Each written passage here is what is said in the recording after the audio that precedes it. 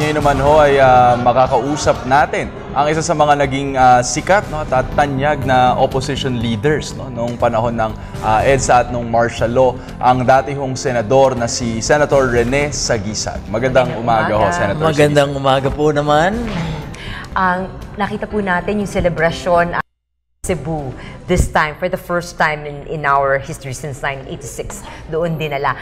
Anong sa palagay nyo? Is this a good thing for you? Or okay ba itong konting pagkakaiba ngayong celebration? Dahil ngayon, 2014, sa Cebu. Next year siguro, dapat naman sa Davao. Mindanao and then 2016, balik ulit dito. Kasi logical ang Cebu and Davao dahil those were the alternatives na being considered by President Cory as a seat of government kung kontrolado pa ni Macoy ang Luzon. Kaya, to me, wala sa lugar yung inilipat ngayon sa Cebu. Next year, siguro Davao. Davao naman. Ang problema ko kay Noyno, yung appointment niya ng tagapangulo ng Human Rights Compensation Board. But otherwise, 99.99% of the time, I'm behind him. Yung 1%, natatakot nga ako, baka kalmutin ang pa ako ni President Cory at nung asawa ko eh.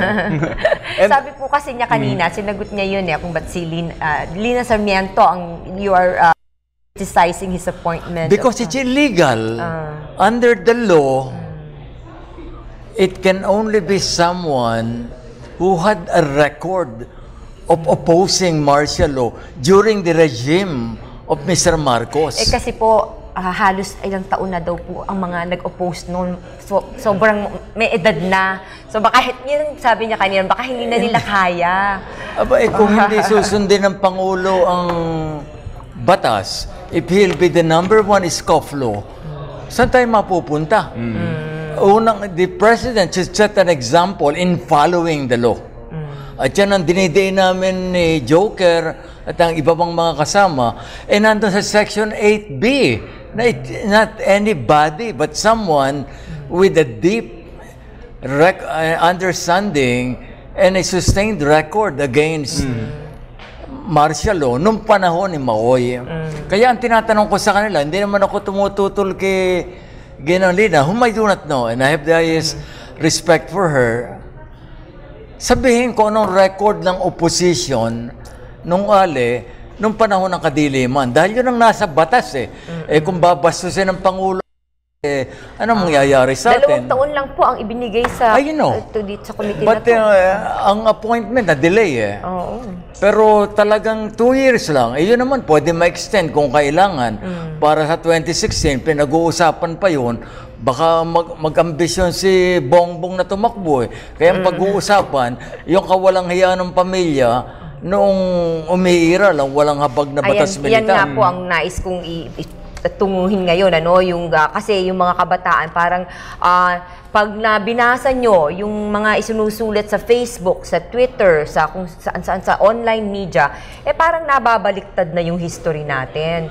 Parang nangyayari, yung panahon ng batas militar, parang mas maganda daw nung panahon na yun dahil nga mas disiplinado yung mga tao, maunlad, yung makikita mo na yung wala masyadong krimen and all that.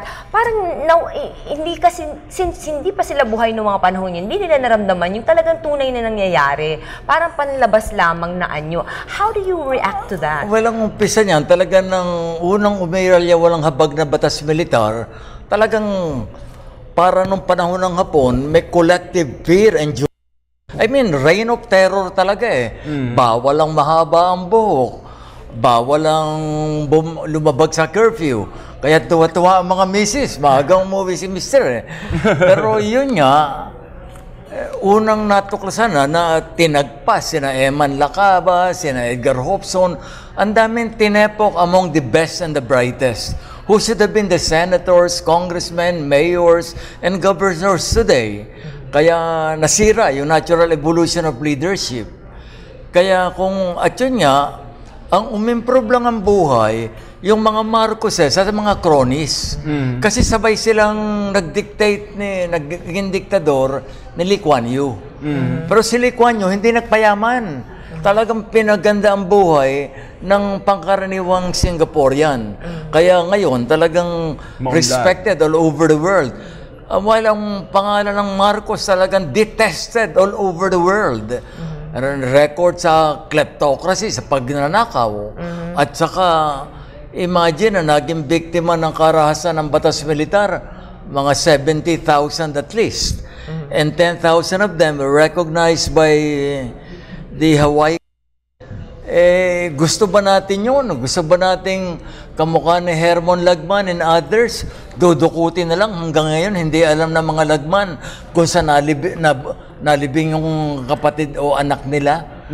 Ganyan ang panahon ng martial law. Kaya dapat turuan to mga bata, never again. Pero the biggest blunder, I think, happened during that time. Kasi yung ikukumpara niyo yung blunder ngayon na nangyayari, mas malaki pa rin yung nangyari nung martial law. Siguro, dahil talagang hanggang ngayon, lumalabas, meron palang kirigita sa Australia, ang laki pa ng nandun.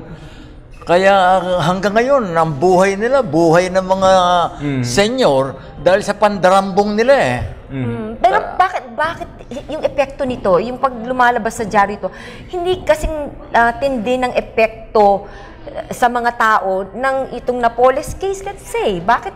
Mas malaki halaga naman yung plunder na naganap noon. Yun ang pinag-uusapan kasi ngayon. Pero kung ihahambing nga doon sa panahon ni McCoy, dahil ng panahon niya, siya ang super executive, super legislature, and a one-man continuing constitutional convention. Nakakatakot na yon. Takot pa sila pagka ang dating the First Lady wants this. Tinamanang yung construction ng Film Palace, inapura noong November 1981 dahil darating sina George Hamilton ng Pebrero. Bumagsak ang scaffolding noong November 17. Ang namatay, hindi sigurado, pero parang 169. Yes, yung mga construction workers. Ngayon, hindi lahat namatay kaagad dahil huli ng quick drying cement. Kaya some of them died a slow death, mga 12 hours later, hanggang they started turning black and blue. Ano pinabayaan na lang sila masemento sa ilalim? Kasi yun, quick drying, hindi makukuha sa sinsilang. Walang equipment na ganon. Ayaw naman Imelda na madelay ang construction. Doon na lang pinabayaang baon. Kaya doon ang mga kwento nga, paghating gabi raw, madidinig mo yung mga wailing of the lost souls. Kung totoo yun. Sabi nga nila, up to now. Marami nagsasabi. Na nagmumulto pa. No? Actually, Senator, kayo meron kayong sariling experience sa pag-organisa ng mga tao na parang tumulong talaga dito sa nangyaring People Power Revolution. How did you inspire or encourage people to go out of their fear na sinasabi nyo nga, na talagang lumabas sa kanilang mga bahay at sumulong dito sa EDSA? Noong 1972, ang nasa EDSA lang, siguro, yung pamilya ng mga Diokno, pamilya ng mga Aquino. Right, exactly. At kami. Kaya we did not stand sa EDSA only for 4 days. We stood there from September 23, 1972 hanggang February 25, 1996. Pero in the beginning, talagang kakatakutan nun Pero no 1975, nagkaroon ng International Convention of Juries dito, and they demanded, bakit walang trial itong mga indefinitely detained? Kaya nag-organize ang military commissions. Kami namang mga uhugin, napapasok dyan, dahil yung mga veterano, mga abogado, except for Tanyada, Jokno, Rodrigo, ayaw hipuin ang human rights case with the 100-foot pole. Kaya kami mga may gatas pa sa labi na napapasok dyan. Jojo Binay, etc. Yung si Joker, mas matanda sa amin yun. Nauna na yun. Pero noon nga, 1978, nagkaroon ng laban elections, grabe ang dayaan. I mean, may sisininoy, tinalo ng kung sino lang. And then 1981, nagkaroon ng eleksyon, nag-boycott kami. Kaya pinatakbo ni McCoy si Alejo Santos. 1984, na-divide kami ng the boycotters and the participationists.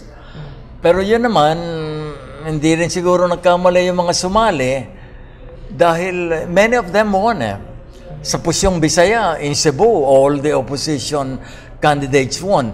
Ang paninindigan naman namin for us to take part in an election under a dictatorship is like forging the links in your own chains. Right. Yun yung nadinig namin sa mga Greece naman.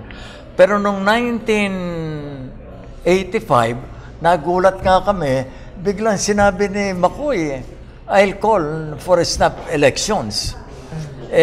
Noong September, nung panahong yon, I was in Indonesia, binabasa ko sa Wall Street Journal, well, Mr. President, what about, kasi tinanong, ito, niline up yung mga potential candidates.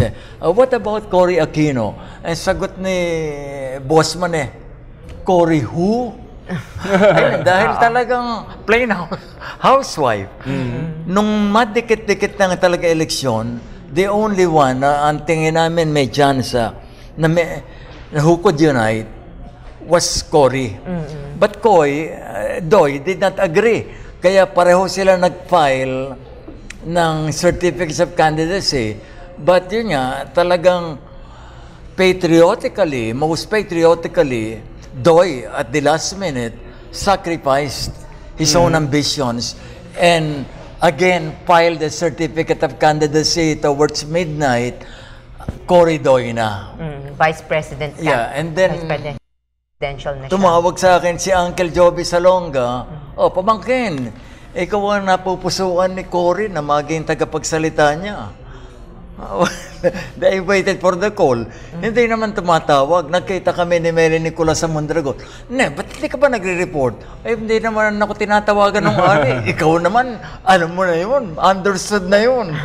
O kaya... That's how you got in. That was... Your first sa politics, ganun ba? Ay, wala naman ako. After that, tumakbo na kayo, hindi ba? Nako, nung February 25, mga 5 o'clock, sinabi ni Cory kay Joker at sa akin, you'll continue to be my spokesman. Joker, you'll be my executive secretary. Nakatingin kami ni Joker sa sapatos namin for a long, long time. Because neither one of us had planted to be in politics even for a single moment. Nagkalboroto yung ali. Kayo, kasama sa nagkumbinsi sa akin tumakbo. Ngayon, kailangan ko tulong nyo. This was Cory. Oo nga naman. Yes, ma'am.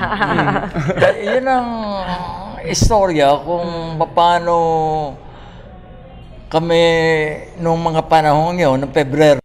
Everyone was asking what he could do for the country. Pero kayo po, were you not afraid nung panahong batas militar na lumalabang kayo kahit na yung silently, pero hindi ba kayo natatakot? Dahil maririnig nyo yung mga biglang, kung lang merong makakarinig sa pinag-uusapan nyo, pwede kayo isumbong sa pulis at paaresto, hindi po ba? We were never silent.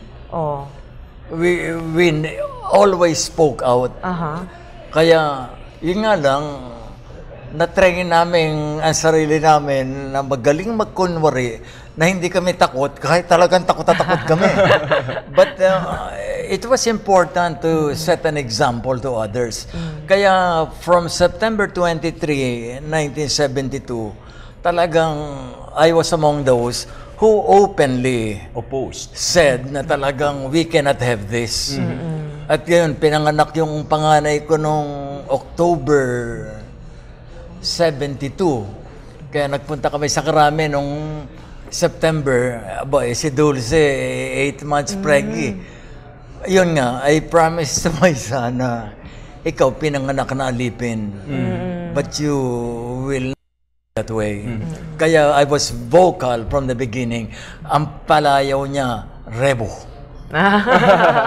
Senator, isa ho dun sa mga laging nai-imagine no, ng kabataan and even karamihan sa mga mamamayan ay yung parang spontaneous yung nangyari na people power revolution. No, would you agree na parang biglaan lang no, yung nangyaring people power revolution? That was not planned at all. I mean, I, along with some others, were meeting with Gringo, sina Joel Monte, Eugene Ocampo, etc. And they were just let us get the feel na something was afoot. But they would not tell us and we would not press. Baka mamaya co-conspirator pa kami. Right. Pero that was why it was not a complete surprise na talagang, and they really sounded so brave and so cool and so dedicated. Kaya nung dumating yon, kasi nung sa February 22, nagla-lunch kami ni Philip Kaplan na US Embassy sa Forbes. Pagbalik ko sa Coangco Building, yung headquarters namin, nakalista Teddy Benigno, may tawag si Ege Apostol, asking me kung ano yung nangyayaring commotion sa our military camp. So we had no idea. And as Cory Aquino Jr., my moves were limited. Nung gabi yun, pumunta kami ni Dulce, nag-drive kami ron, but I could not get down dahil kung bababa ako ron at sasamak yun ng Manong Johnny, conspiracy pala ito ni na Johnny at na Cory. Kaya it was only on the 24th na hindi na ako makatiis. Ay kako, talagang pupunta na ako. So kami ni Joker, si Feli Aquino, at apat kami, pumunta kami. Pero hindi rin ako dumikit. Nakausap lang namin sina General Ermita na sa ibang room. So, saan ito nagpunta? Where was this? Sa kayo nagpunta? Sa Camp Crame. Yeah. Okay. In other words, it was not planned. Ang pinlanong kudeta, yung kina Gloria, January 2000, nagbabalak na eh. Right. Pero yung ano yun, talagang it was so providential. Natin na unang ganyan, nangyari sa Portugal, 1974, April, also for 4 days, also involving colonels, kaya mga bata. And ganun din, nilalagay ng mga dalagita yung mga flower, carnation. Dahil yung palang April, talagang carnation month yan or week in Portugal. Kaya lang, hindi sila sumikat. Walang CNN nun eh. Yung ating revolusyon ang covered 24 hours by cable television. Kaya the world watched in wonder and awe. Sa nangyayari rito. Was it the very first revolution that was bloodless in the world? I think so. Dahil hindi naman totally bloodless yun sa atin. I think mga 4 people died. No? Pero yung barilan-barilan, kasi kita mo namang mga tangke, pinapara ng mga madre, mga babae, tangan ni bulaklak, tangan ni mga rosaryo, Virgin Mother. We became talaga, like I said, the darlings of the world. The whole world watched, amazed. And kaya noon talagang, it was a fine time to be a Pinoy. Kasi I was assigned to arrange yung visit ni President Cory noong September. And everybody wanted 1 minute with her. Hindi problema eh. Talagang tuwan-tuwa na makamit ng Pinoy. And ngayon eh, talagang hahasal ka sa airport. I mean, yeah, at the time talagang bilib na bilib ang buong mundo. Sa Pilipino. Pero bakit gano'n, no? You remember, nung mga panahong yon, the people hated the military, the people hated the Philippine Constabulary, mga tingin nila mamamatay taong mga to. Pero during the EDSA Revolution, ino-offera nila ng pagkain, ng flowers. Bakit biglang total change? Well, pag talagang you meet them, they are people eh. They're like you and me. They laugh, they cry, they fear, they dream. Kaya ganyan din yung makasama namin yung presidential security sa Malacanang. January 22, to our shock, yung mga farmers led by Jimmy Tadeo did not stop for the usual negotiations. So nagkaputukan. Some said, nag-umpisa ron sa likod ng mga marchers. Some are blaming us. Pero hindi namin masisi yung mga those who were protecting us in the wind and rain. Kasama namin eh. Kaya nung unrealization nung 4 days na yon, puro naman tayo Pilipino. I mean, under the skin, isa tayo eh. And united at the time, siguro 98% of us. Kanina, Senator, meron kami nakausap dito sa studio na historiador. No? At pinag-uusapan namin kung nagtagumpay ba no, yung EDSA o sa kasalukuyang konteksto, bigo ba no, yung nangyaring EDSA People Power Revolution. Siyempre, no offense, no? Kasi siyempre naging bahagi ho kayo no, nung EDSA. Sa inyong pagtanaw no, or sa inyong pagtingin, no, would you say na sa kasalukuyan with our current context no nagawa ba ng EDSA no yung kailangan itong gawin? Well, yung sa context we wanted to end the dictatorship, Right. and we succeeded. We brought back we brought in a new constitution. We restored a credible Supreme Court. We restored a Congress at tingin ko naman a cut above our present. Right. Anyway, kaya we started laying down our share of bricks in the National Cathedral. So those who followed us should have built on what we began. In other words, it was a journey of 1,000 miles. So we took the first few steps. Kaya I'm not going to apologize for EDSA 86. Ngayon, kung hindi nagawa yung mga dapat gawin after we stepped out, hindi na namin siguro kasalanan. And if you recall, when President Cory, nung funeral niya, that was a tribute by the whole world. Right. Thank you, ma'am. In other words, again, millions. And from all over the world, talagang lintik ang simpatiya. Kaya, palagay ko, for whatever faults and failings, shortcomings namin, we were on the right side of history. And sa palagay nyo, yung one of the gains of itong EDSA is us being able to criticize even the government right now na hindi tayo naaresto. Yeah, dahil nung araw talagang it was a reign of terror in the beginning.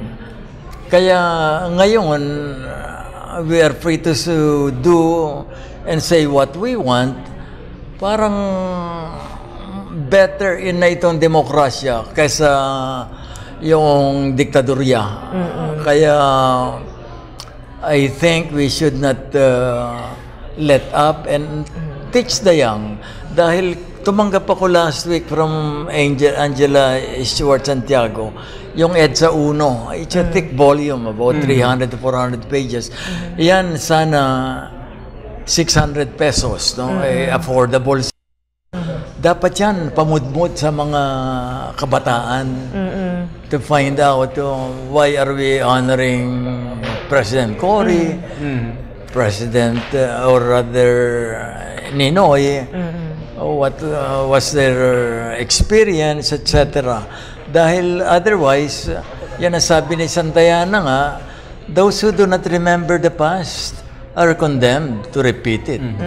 Yun nga po, yung sinasabi nila na wala pa talagang yung definite na history book patungkol dito sa kung ano ba talaga ang nangyari nung panahon ng batas militar.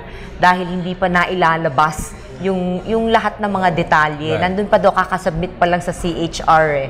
So sa palagay nyo, itong librong to, baka makakasagot na ito ng mga katanungan. I think it's 300 to 400 pages and detailed yung day by day, person by person. Kung may kulang man lang yun, and I told my friends, the authors, baka not enough of the other side. Kaya dapat mapakinggan din, let's say, Irwin Ver. Bakit yung mga Ver ganun?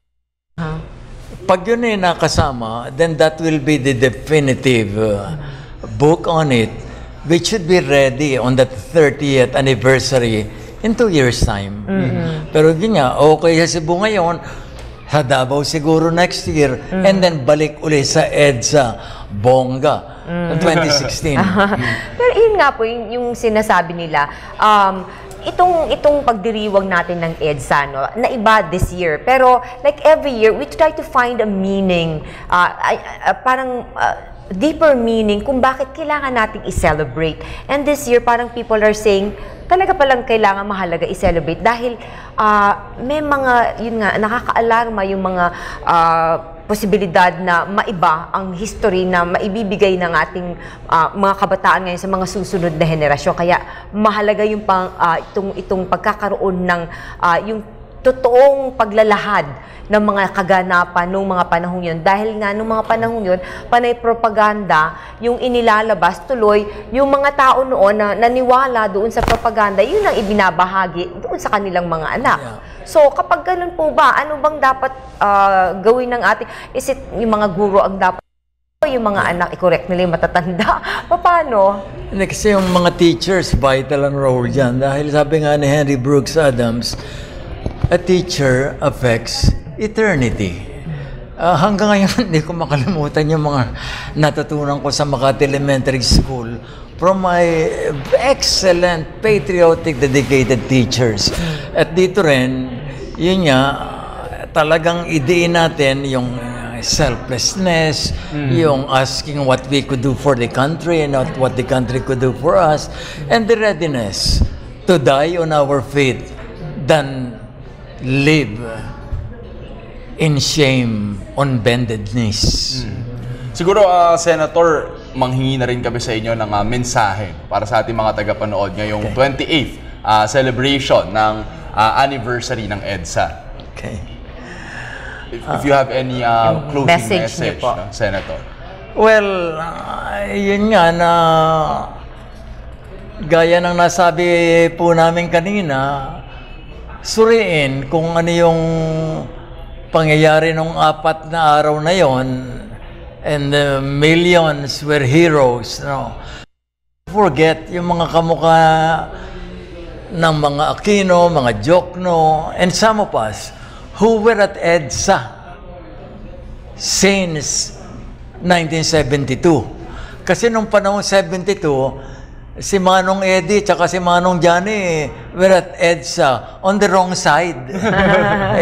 Kami yung mga niyuyurakan ng karapatan Kaya yun nga, at we are not to forget that we are one people, and ang isang mensahe talaga, never again. Okay, maraming salamat, Thank you Senator very Yanusi. Senador Rene Sagisag. Happy anniversary to us. Happy People Power Anniversary, Senator. Kumusta na kayo?